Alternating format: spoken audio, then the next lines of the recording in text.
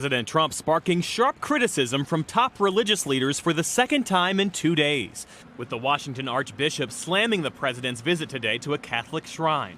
I find it baffling and reprehensible that any Catholic facility would allow itself to be so egregiously misused and manipulated.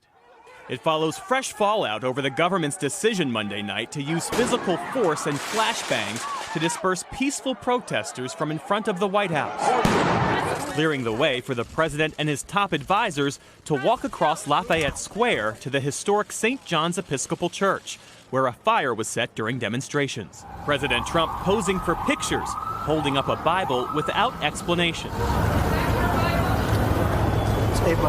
It was Attorney General Bill Barr who asked for the perimeter around the church to be expanded. The White House, within hours, editing footage of the president's brief outing into a triumphant video.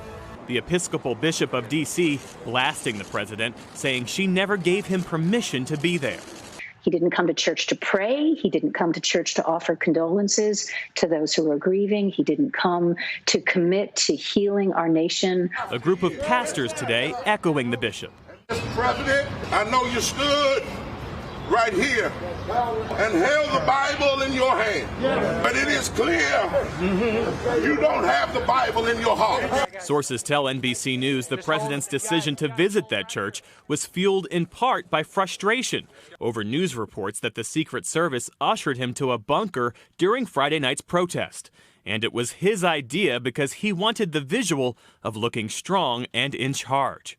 Meantime, Joe Biden offering a stark contrast to the president today in Philadelphia. A country is crying out for leadership. Leadership that can recognize pain and deep grief of communities that have had a knee on their neck for a long time.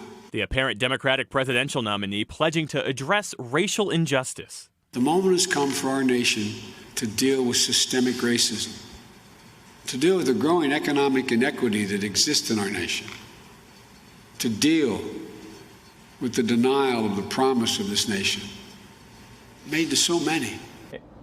And tonight, rare comment from former President George W. Bush. In a statement, he said he's anguished by George Floyd's killing and that it's time to examine what he calls America's tragic failures, saying it's critical to seeing the country's reality honestly and improving on it. Hey, NBC News fans, thanks for checking out our YouTube channel. Subscribe by clicking on that button down here and click on any of the videos over here to watch the latest interviews, show highlights, and digital exclusives.